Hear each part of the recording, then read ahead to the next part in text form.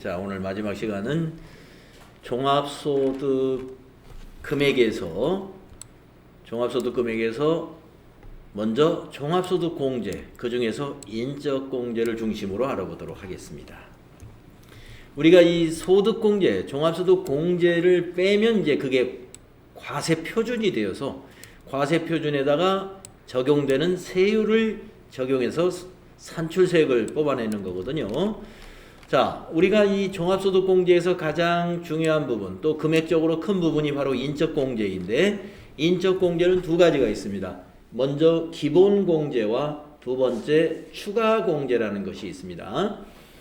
기본공제 대상자 중에서 추가공제를 받는 것이기 때문에 우리가 인적공제에서 제일 중요한 게 뭐냐면 기본공제라는 거예요. 이 부양가족이 기본공제 대상자이냐 아니냐가 중요하다는 것이죠. 기본공제 대상자가 아니면 추가공제도 대상이 아니에요. 네, 기본공제 대상자가 아니면 추가공제도 대상자가 아니다. 그거 우선 알아두시고, 그러면 기본공제 대상자는 누구냐? 이런 사람들입니다. 소득자를 중심으로, 자, 소득자 본인은 무조건 기본공제 대상자가 돼요.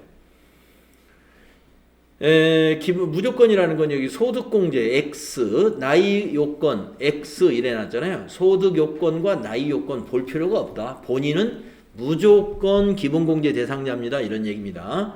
그 다음에 배우자를 보자 이거예요. 본인의 결혼을 한 사람이 이제 배우자가 있을 텐데, 배우자는 나이는 안 보는 거예요. 그러나 소득이 있으면 기본공제 대상자가 아닙니다 하는 얘기입니다. 동그라미 표시가. 그 다음에 직계 존속이 있어요. 직계 존속은 소득자의 어머니, 아버지, 할머니, 할아버지 이렇게 위로 직계가 이제 직계 존속이고, 결혼을 한 분이다 그러면은 배우자의 위로 장인, 장모, 또 여성분 같으면 시부모, 그 다음에 그 위에 또 할머니, 할아버지가 또 계시면은 거기 위에까지. 그게 직계 존속입니다.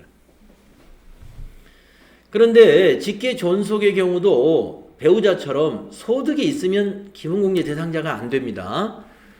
그리고 나이는 만 60세 이상이에요. 직계 존속이기 때문에 만으로 60세 이상.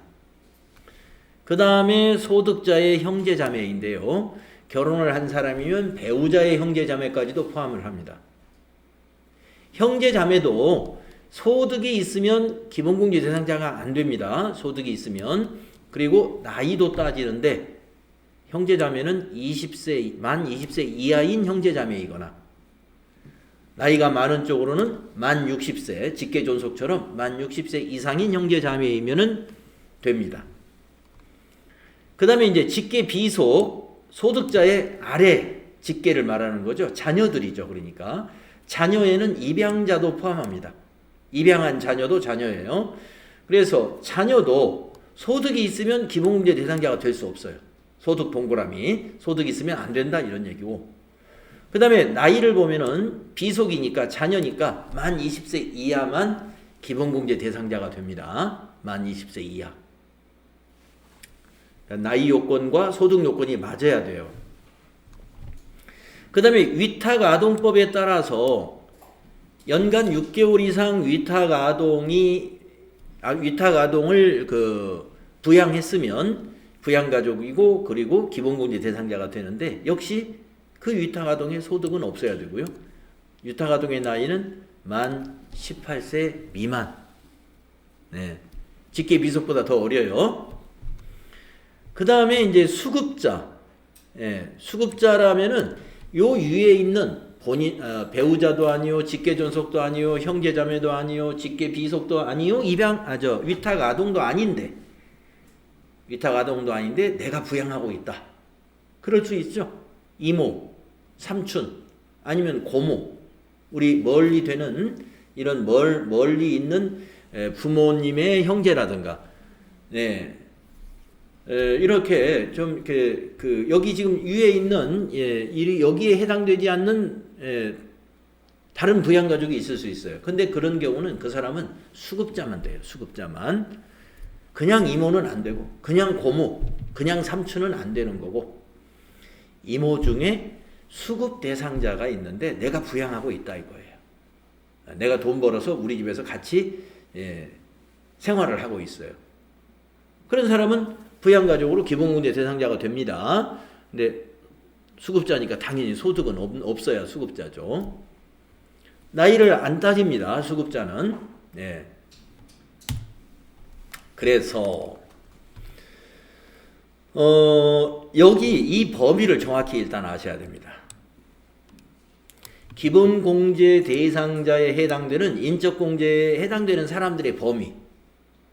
그러니까 여기서 빠지는 사람이 이제 아까 제가 말씀드린 고모라든가 이모라든가 삼촌이라는 관계에 있는 사람들은 없는 거예요.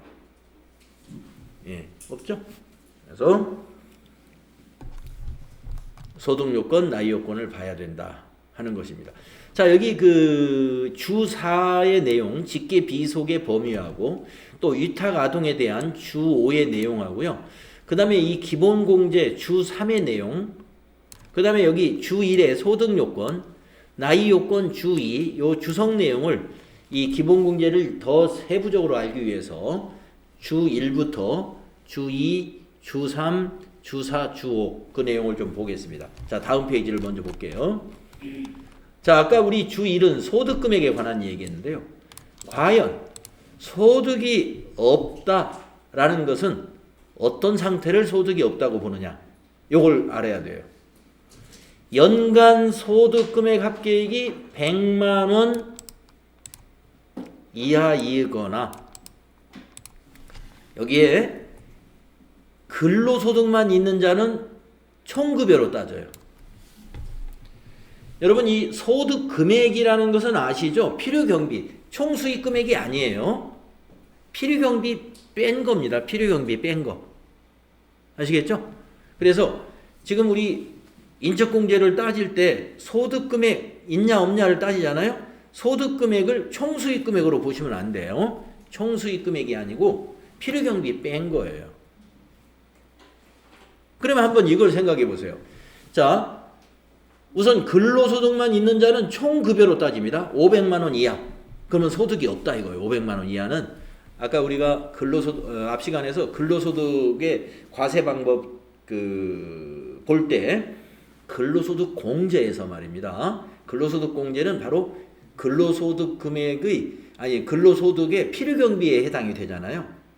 근데 그 필요경비 중에 가장 그 소득공제율이 높은 게 500만 원, 총급여 500만 원 이하였어요. 70%를 해주죠. 근로소득공제를 70%. 그러면 350만 원을 경비로 인정해 준다는 거거든요. 그러면 근로소득만 있는 자가 총급여 500만 원이면 350만 원이 필요경비이면 이건 여기 소득금액이 얼마가 돼요? 150만 원이 되는 거죠. 총급여 500만 원인 사람을 한번 따져보세요. 총급여 500만 원인 사람의 근로소득 공제, 필요경비는 70%였어요. 그러면 그 사람의 소득 금액은 150만 원이죠. 그런데 100만 원으로 그냥 봐주는 겁니다. 근로소득만 있는 자에게는 그만큼 더 혜택을 주는 것이죠. 다른 소득은 100만 원으로 딱 정해놨어요. 다른 소득은. 그래서 예를 들어서 여러분 만약에 아버님이 내가 소득자인데 여러분이 소득자인데 여러분의 아버님 직계 존속이 퇴직을 하고 아무런 소득이 없는데 어디 나가셔가지고 강연료로 200만 원을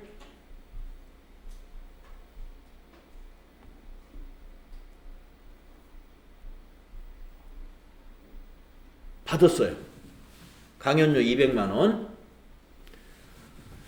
내가 부양하고 있는 아버님인데 60세 이상 된 기본공제 대상자입니다. 근데 200만 원 강연료를 받았어요.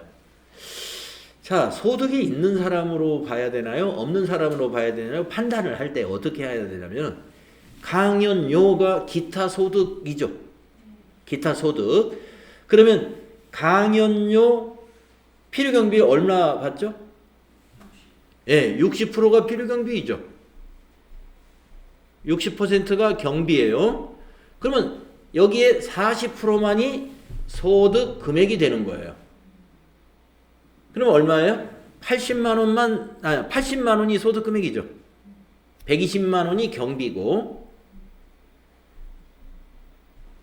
기타 소득 금액은 80만 원입니다. 80만 원. 따라서 그 소득자의 아버님은 소득이 없는 사람이다. 이렇게 판단을 할 줄 알아야 된다 이겁니다.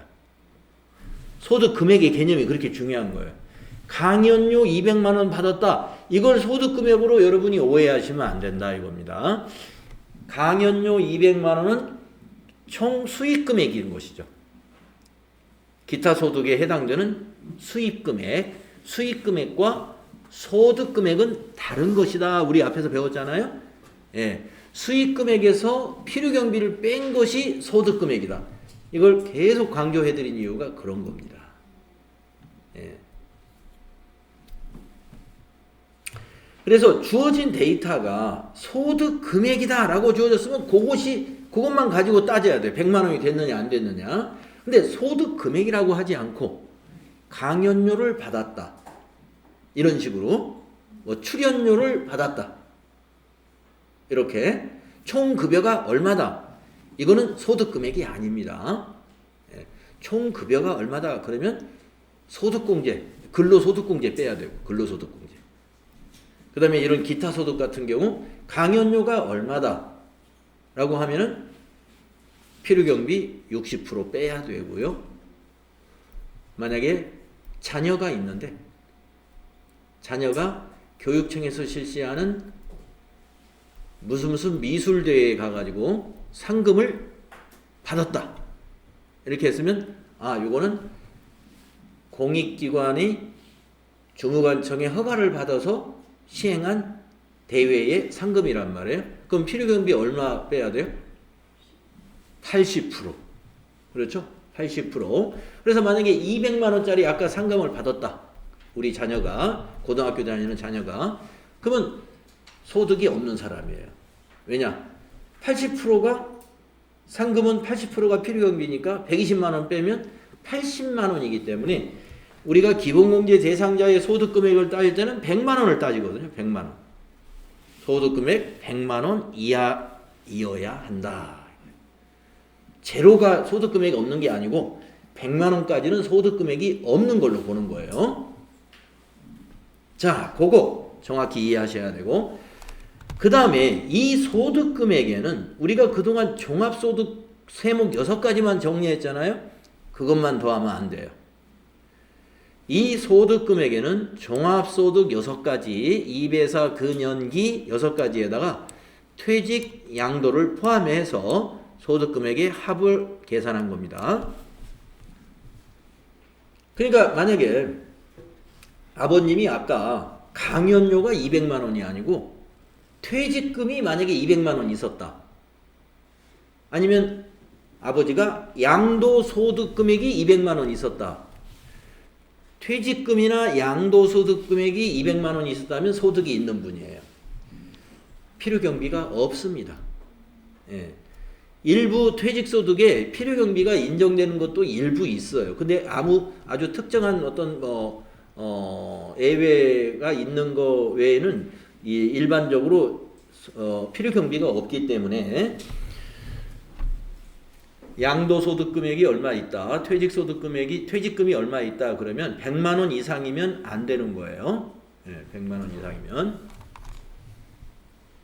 그 양도소득의 필요경비는 없는 게 아니라 있는데, 양도소득의 필요경비라는 것은 자기가 그 부동산이면 부동산의 처음 취득금액이 필요경비예요.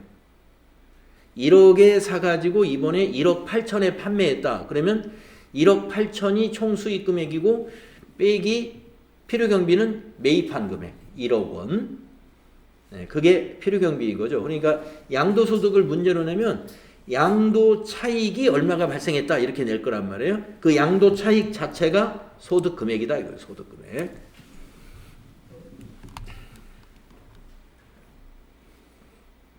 자, 밑에 퇴직금의 경우 그 자체가 퇴직소득 금액이므로 부양가족의 퇴직금이 100만 원을 초과하면 당해 부양가족은 공제 대상에 해당하지 않는다.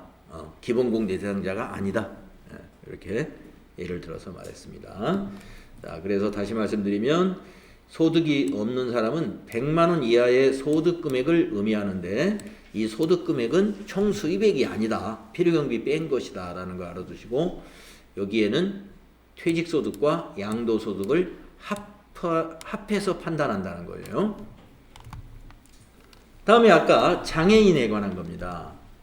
나이에서요. 장애인의 경우는 나이를 적용받지 않습니다. 나이 적용해서 아까 직계 존속은 나이가 60세, 만 60세 이상이었지 않습니까? 근데 직계 존속이신데 우리 부모님이신데 나이가 55세. 그런데 장애인이에요.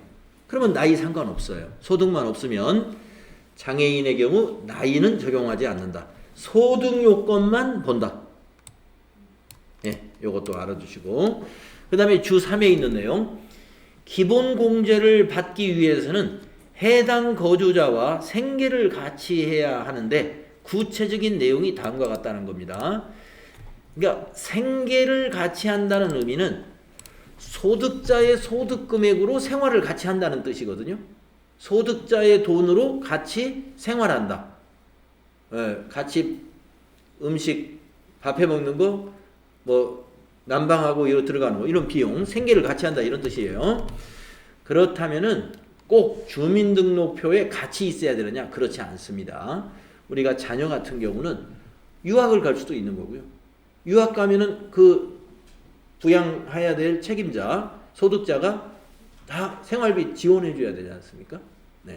그리고 배우자도 직장 문제 때문에 배우자하고 같이 주민등록이 안 돼 있을 수도 있어요. 직장 문제 때문에 떨어져 있을 수도 있습니다. 아니면 직장 문제가 아니라 어떤 치료, 요양 이런 문제 때문에 주소가 같이 안 돼 있을 수도 있어요. 부모님 같은 경우 부모님이 저 요양원에 가 있을 수도 있죠. 양로원에 갈 수도 있고. 자, 그래서 여기 밑에 보시면 실제로 생계만 같이 하면 되는 거예요. 자, 내용 볼까요?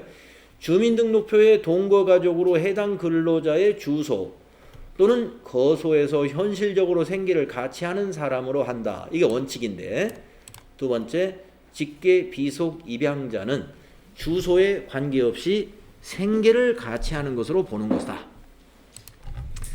직계 비속과 입양자는 주소에 관계없이 무조건 생계를 같이 하는 사람이에요. 그 다음에 거주자나 또는 동거 가족이 취약이나 그러니까 이제 직계 비속 말고 다른 그 거주자나 동거 가족이 취약, 질병 요양, 근무상 또는 사업상의 형편으로 본래의 주소나 거소를 일시 퇴거한 경우에도 생계를 같이 하는 것으로 본다. 그 다음에 근로자의 부양가족 중 근로자의 직계존속이 주거의 형태에 따라 별거하고 있는 경우도 생계를 같이 하는 것으로 본다.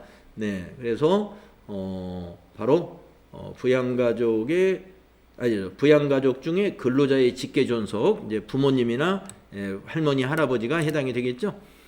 그래서 주거 형평상으로 별거하고 있는 경우도 다 생계를 같이 하는 것으로 보는 것입니다.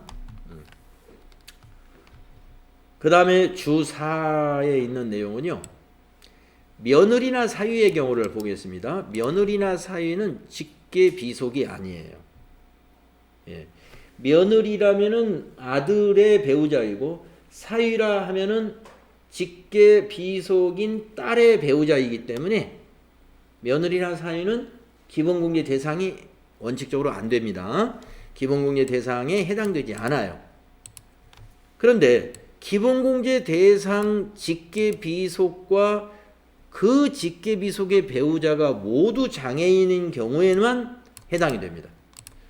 그래서 며느리나 사위인데 소득자의 며느리나 사위가 기본공제 대상자로 됐다는 얘기는 그 소득자의 직계비속이 장애인이고 그 배우자까지도 장애인이기 때문에 며느리나 사위도 직계비속이 될 수, 기본공제 대상자가 되는 경우는 그 경우밖에 없다 이런 얘기입니다.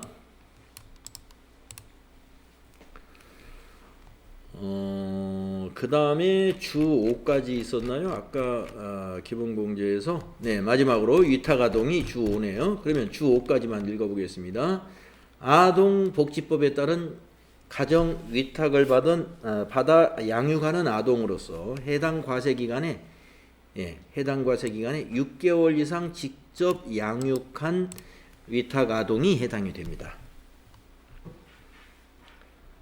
다만 직전 과세기간에 소득공제를 받지 아니한 경우에는 해당 위탁아동에 대한 직전 과세기간의 위탁기간을 포함해서 계산할 수가 있습니다. 직전 기간, 그러니까 작년에 기본공제 대상자로 소득공제를 받지 않았다면은 작년에 위탁한 기간과 당기에 위탁한 기간을 포함해서 계산하면 돼요. 작년에 받았다. 그러면 당기 것만 6개월 됐는가를 판단해야 되고요. 6개월이 안 됐으면 당기는 해당이 없다. 네, 기본공제 대상자의 주석 내용 다 살펴봤습니다.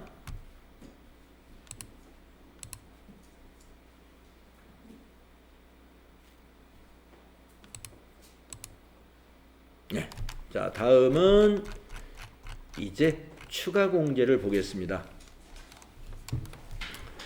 자, 추가 공제는 아까 말씀드린 대로 기본공제 대상자 중에서 추가 공제를 보는 거예요. 기본공제 대상자 중에. 자, 4가지 유형이 있는데요. 먼저 경로우대를 보면은 기본공제 대상자 중에 만 70세 이상. 네.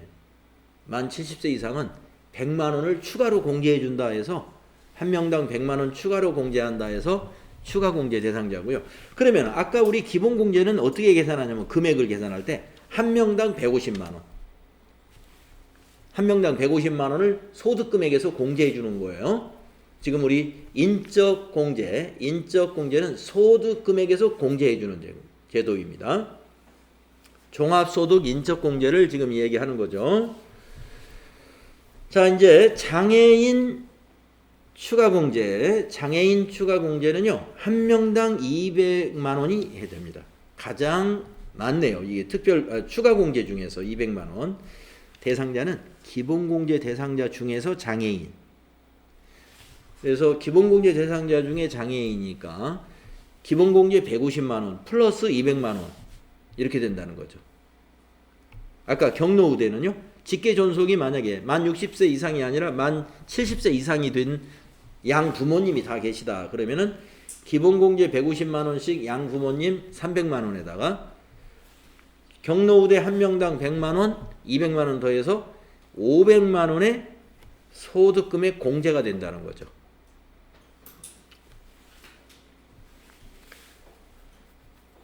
자, 그 다음에 부녀자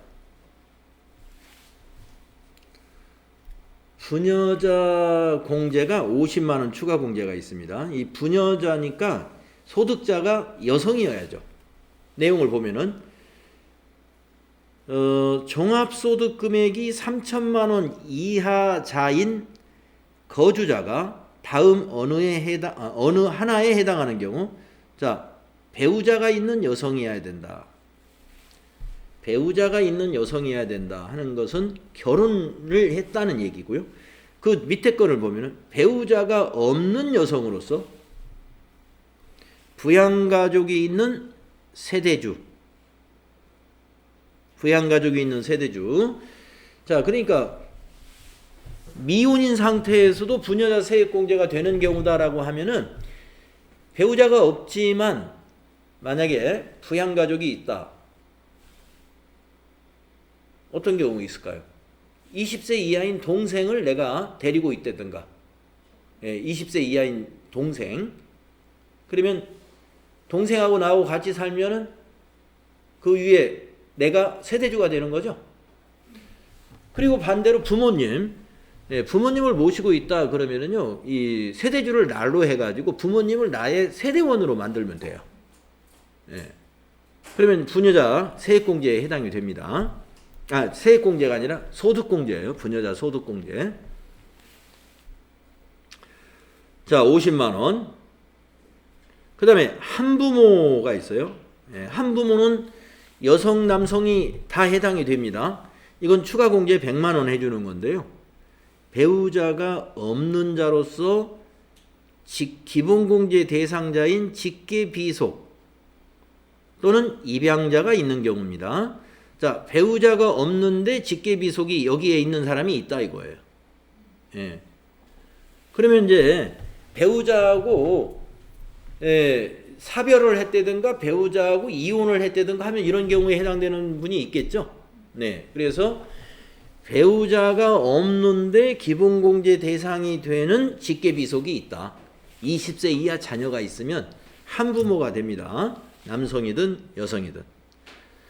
그런데 여성의 경우는 그러면은 부녀자도 되고 한부모도 되는 경우가 있을 수 있겠는데 그러면 150만 원을 추가 공제를 해주느냐? 중복 적용 배제에 의해서요. 추가 공제는 중복 적용을 안 해줘요. 중복 적용 부녀자 공제와는 중복 적용을 배제한다. 그래서 뭘 하면 될까요?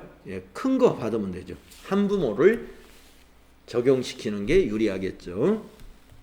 네, 그래서 추가 공제 요 금액 잘 기억하세요. 경로우대 한 명당 100만 원, 장애인 한 명당 200만 원, 부녀자 부녀자는 뭐 자기 본인에 해당되는 거고 한부모도 본인에 해당되니까 한 사람 50만 원 아니면 100만 원만 해당이 되는 겁니다.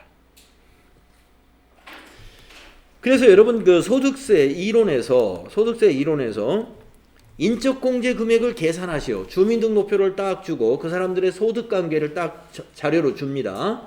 그리고 인적공제 금액을 계산하시오. 이런 문제 잘 나옵니다.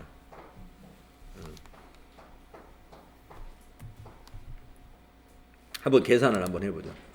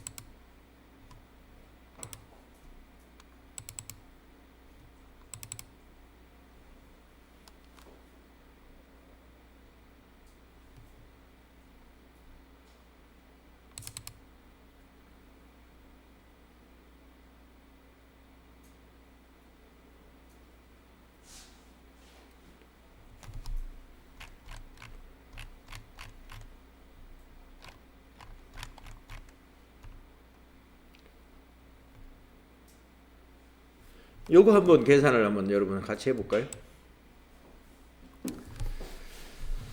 자, 다음은 거주자 김한공 씨의 부양가족 현황입니다.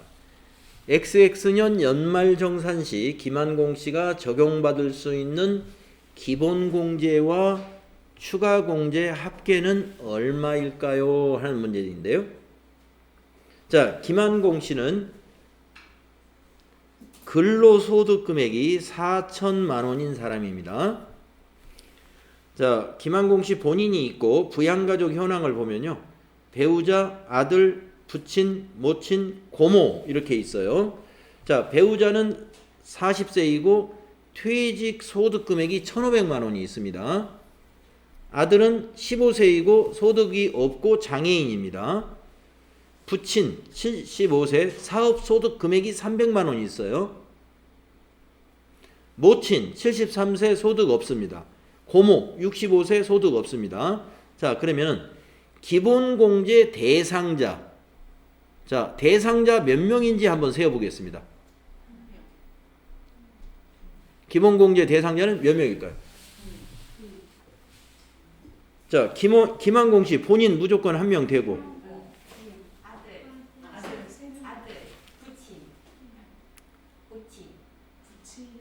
사업소득 300만 원? 근데 소득이 300만 소득 금액. 예, 소득 금액은 필요 경비 뺀 거예요. 그러면 아들 본인 모친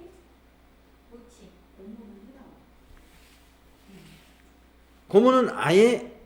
아예 뭘 따져 볼 것이 없죠. 예. 세 사람. 그러네요. 배우자는 지금 퇴직 소득 금액이 100만 원을 넘었고, 네. 부친은 지금 사업 소득 금액이 100만 원을 넘었어요. 그러니까 세 사람이에요. 자, 그러면 기본 공제 금액은 3명 곱하기 150만 원 하게 되니까 450만 원이 되죠. 예, 450만 원이 기본 공제 금액입니다. 자, 이제 추가 공제 한번 따져 보겠습니다. 추가 공제. 여기서 200만 원.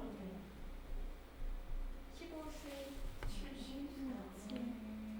그 다음에 모친 예, 모친이 100만 원이 되겠네요. 그죠? 네. 뭐 본인에 대한 것은 없고, 예, 한부모도 아니고, 저기도, 부녀자도 아니니까요. 그러면 300만 원이네요. 예, 추가 공제가 300만 원. 합치면, 예, 이렇게 계산할 줄 알아야 된다 하는 얘기입니다. 예, 실제로 출제되었던 문제예요. 실제로 출제되었던 문제. 그래서 이와 같이 어떤 인적 사항이 딱 주어지고 이러한 인적 구성이 뭐 이런 인적 사항이 주민등록표로 주어질 수도 있고요. 주어지면은 그걸 가지고 이 소득자의 기본공제 대상자는 모두 몇 명이고 기본공제 금액은 곱하기 150만 원 하면 되고 추가공제 금액은 그 상황에 따라서 경로우대는 100만 원, 장애인은 200만 원, 부녀자는 50만 원, 한부모는 100만 원 이렇게 계산하시면 되는 거예요. 네. 근데 네. 궁금한 게 있는데 예. 이 부녀자랑 한부모는 중복이 안 되잖아요. 네. 근데 그럼 경로대랑 장애인은 중복이 돼요? 네, 요건 중복이 됩니다. 예. 부녀자 공제와 중복 적용 배제는 이 한부모에서 적용하는 것이니까요. 경로 우대이고 또 장애이다. 그러면 그건 중복은 됩니다. 그럼 300만 원? 예, 예. 예. 그러면 그 모친이 만약에 장애인일 경우에는 총 그러면은 100만 원 더 플러스 시키는 거죠. 소매점. 중복하는 예. 아까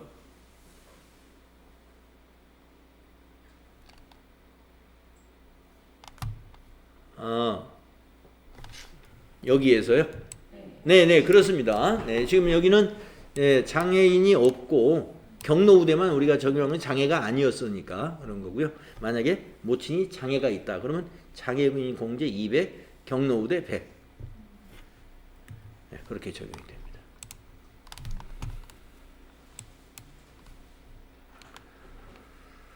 네, 자, 이렇게 해서 우리가 이제 인적공제 제일 중요한 여기 이 지금 우리가 종합소득공제에서 인적공제가 제일 중요한 부분이에요. 예, 금액이 아주 크죠. 자, 그 다음에 우리가 소득공제가 또 있습니다. 인적공제만 있는 게 아니고 그 다음 소득공제를 보겠습니다. 연금보험료 납부한 거 있죠. 예, 국민연금 우리 다 불입하지 않습니까? 네, 그래서 종합소득이 있는 자가 국민연금보험료 또 공무원 같으면 공무원 연금 불입한 거 이거 다 보험료 전부 소득금액에서 공제해줘요. 소득공제에 적용되는 거고요. 그 다음에 신용카드 사용금액에 대한 소득공제를 적용해 줍니다. 네. 한동안 이것을 없앤다고 그랬다가 뭐 자꾸 이 생활들이 근로자들 생활들이 더 자꾸 팍팍해지니까 없애려고 했다가 또 연기하고 아직까지 없애질 못하고 있어요. 이게 시한부로 적용했던 건데 이 신용카드 사용금액에 대해서 소득공제를 해주려고 했던 그 취지는 과세관청이 우리나라 자영업자들의 이 매출을 좀 제대로 드러나게끔 신고를 할 것을 유도하기 위해서 이 신용카드 사용을 장려하려고 이 제도를 두었던 겁니다.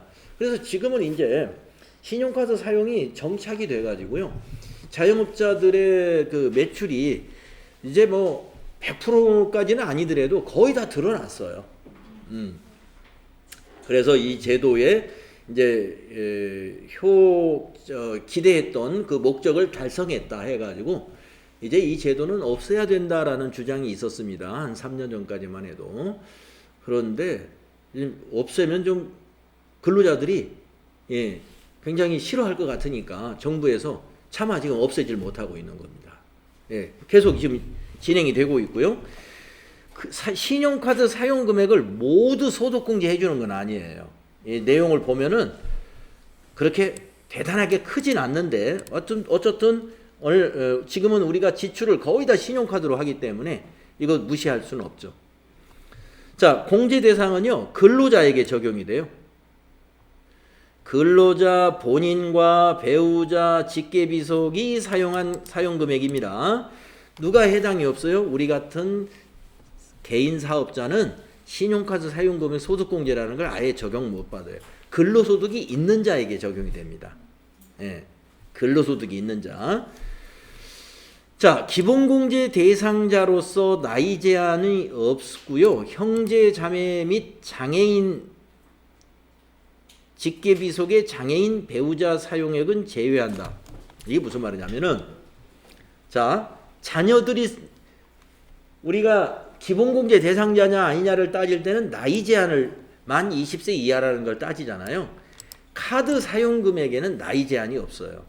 지금 대학생이 되면 20세를 넘어가잖아요. 22세, 23세 상관없다 이거예요. 카드 사용금액은 소득자의 벌어들인 돈으로 대학교 3학년, 4학년인 자녀가 신용카드를 쓰고 있어요. 그러면 그거는 해당이 된다 이런 얘기입니다. 나이를 따지지 않는데 다만 누가 안 되냐면은 소득자의 형제자매가 소득이 없더라도 소득자의 형제자매가 사용한 것은 해당이 없어요. 형제자매 거하고 그 다음에 우리가 장애가 있는 직계비속의 배우자도 기본공제 대상자로 보잖아요. 아니 그 배우자까지도 장애인이면 그렇죠? 그런데 신용카드 사용금액에서는 제외된다 이 말이에요. 직계비속의 장애인 배우자의 사용액도 제외된다. 그래서 두 사람이 안 됩니다. 직계비속의 배우자인 장애인의 사용금액과 형제자매 사용한 것은 신용카드 사용금액에서 일단 제외되고요. 그 다음에 공제 대상 금액을 어떻게 계산하느냐? 이건 프로그램이 다 알아서 계산을 해줍니다만은 대략적으로 보시면 전통시장 사용분에 대해서는 사용금액의 40%, 대중교통 사용한 거에 대해서는 사용금액의 40%. 다음 페이지 넘어가면 신문, 공연, 박물관, 미술관 사용한 것은 30%, 직불카드 사용한 것은 또 30%, 이런 식으로 일반 신용카드 사용한 것은 일반에서 사용한 것은 15%. 그래서 사용금액의 15% 내지 40%를 해주는 거고요. 최저 사용금액이라는 게 있어요. 최저 사용금액. 그래서 최저 사용금액을 우리가 어떻게 계산하느냐? 이렇게 계산합니다. 최저 사용금액은 총 급여의 25%. 그러니까 연간 1,000만 원이 연봉인 사람이다. 그러면 250만 원 이상, 250만 원이 25%죠. 2,000만 원 총 급여인 사람이다. 그러면 500만 원이 되겠네요. 그게 최저 사용금액이니까 총 급여가 2,000만 원 사람이다. 2,000만 원인 근로자라고 한다면 500만 원까지는 뭐예요? 사용금액이 500만 원까지는 소득공제 받을 게 없다 이거죠. 500만 원 초과 사용한 거에 대해서 15%, 30%, 30% 또는 40% 이렇게 적용을 해주는 겁니다. 자, 이렇게 공제하는 방법은 수식이 복잡하니까 이건 프로그램에다 맡기시면 되고요. 신용카드 소득공제에서 제외되는 사람만 잘 알아두세요. 형제자매 안 되고, 직계비 속에 장애인이 사용한 거 안 된다는 거, 요거 잘 알아두시면 되고, 그 다음에 이렇게 그 전통시장이냐 대중교통이냐 아니면 일반이냐에 따라서 공제율이 다르기 때문에 그 더전 프로그램에다 입력할 때 해당되는 칸이 딱 구분되어 있겠죠. 나누어서 입력을 해주면 되는 겁니다. 그리고 참고로 총급여액의 25%가 최저 사용금액이다. 요거는 시험에서는 잘 안 나오는데 그냥 상식으로는 알아둘 필요가 있을 것 같아요. 예. 내가 신용카드 썼는데 나는 이번에 신용카드 소득공제가 하나도 안 됐더라. 그건 500만 원 아니죠. 25% 미만 사용했다는 겁니다. 예. 자기 총급여에 비해서 신용카드 사용금액이 너무 작으니까 하나도 소득공제에 적용을 대상이 안 됐던 거예요. 자, 그리고 이제 한도, 자, 25%를 초과해서 계산을 했지만 몇 가지 한도를 적용해 줍니다. 그래서 총급여 7천만 원 이하이면은 300만 원 한도를 적용하고요. 7천만 원 초과 1억 2천만 원 이하일 때는 연간 250만 원 이와 같이 한도가 또 적용된다는 거, 이것도 함께 알아두시면 되겠습니다. 자, 그 다음에 이게 지금 시간이 다 됐는데요. 다음 시간에 그러면은 요거를 소득공제에서 지금 신용카드가 다 끝나지 않았는데 다음 시간에 사용금액으로 안 보는 게 또 있어요. 신용카드 사용금액으로 보지 않는 거, 이것 좀 여기서부터 좀 살펴볼게요. 다음 시간에. 거기 표시해 두시고 오늘은 여기까지 마치겠습니다. 네.